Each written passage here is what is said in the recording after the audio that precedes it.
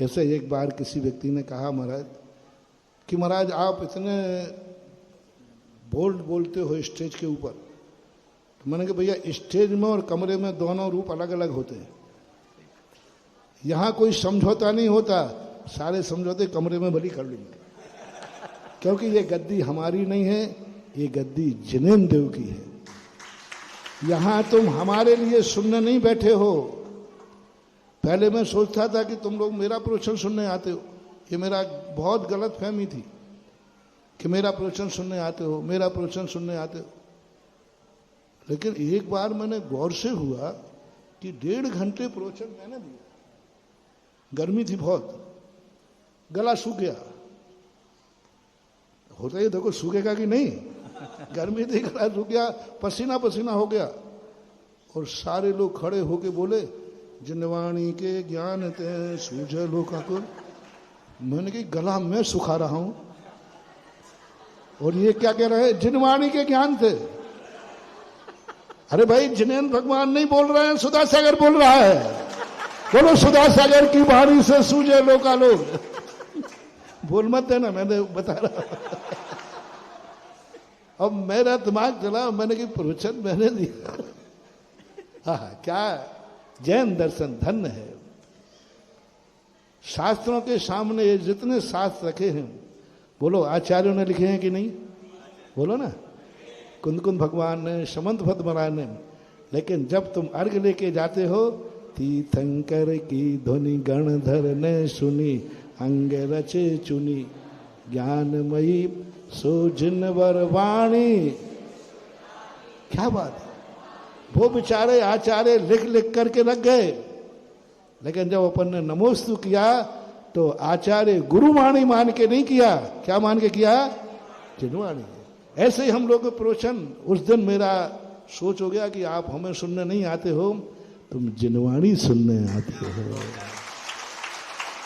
हम कुंद कुंद की वाणी नहीं पढ़ते हैं, हम जिनेंद्र देव की वाणी पढ़ते हैं। लिखा कुंद कुंद ने, लेकिन अपन पढ़ते समय नमस्कार जिनेंद्र देव की वाणी को करते हैं। इसलिए ऐसी स्थिति में कई लोग ऐसे पूछ लेते, बोले महाराज जी आप ऐसा बोलते हैं ऐसा, पर आप जब आचार्य श्री के पास पहुंचे तो आप ऐसे बैठे थे। अरे मैंने कि भैया दुश्मनों के सामने शेर बनाया जाता है, घर में कोई शेर नहीं दहाड़ता है। बताओ भैया, अपने बच्चों के साथ में शेर को कभी दहाड़ते देखा? तुमने नेटवर्क में देखा होगा, वो क्या नेट बोल रहे, क्या बोलते हैं, डिस्कवरी। शेर दहाड़ता है, लेकिन जब वो बच्चों के साथ होता है तो इतना सरल लगता है कि शेर भी इतना कभी खूंखार होता है क्या? बच्चों के साथ, जब परिवार के साथ, अपने घर के साथ होता है तो शेर ऐसा नहीं लगता कि शेर इतना भी खूंखार होगा। इसी प्रकार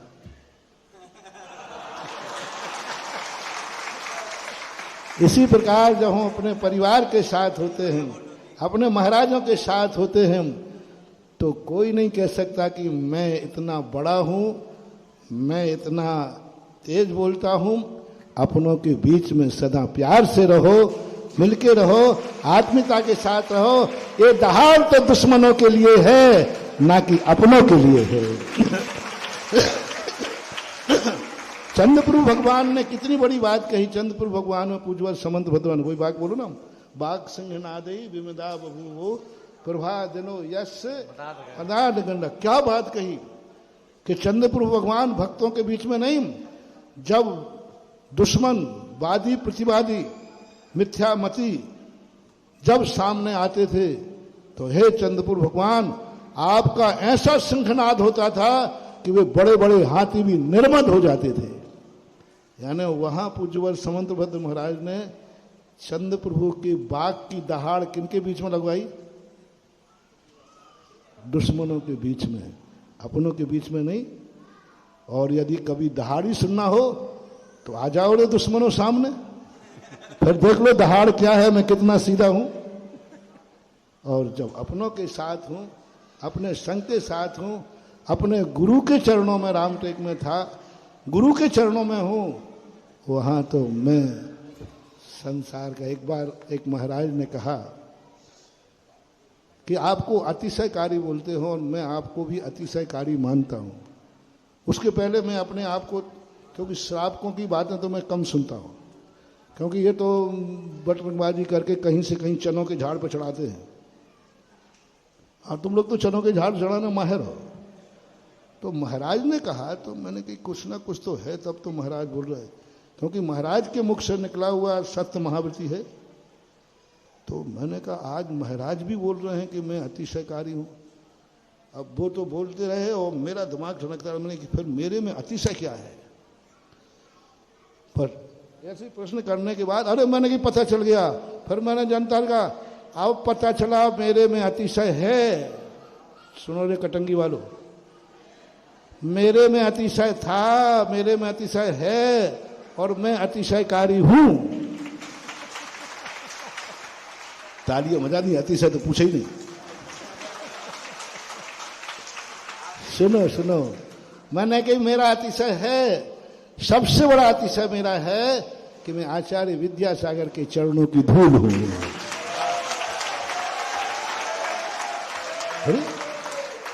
इसको तुम कम अतिशय मानते हो?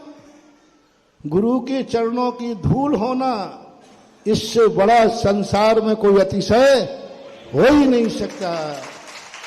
और ध्यान रखना, धूल बनने में फिर मैंने धूल की टीका की। धूल होना सबसे बड़ी चीज है।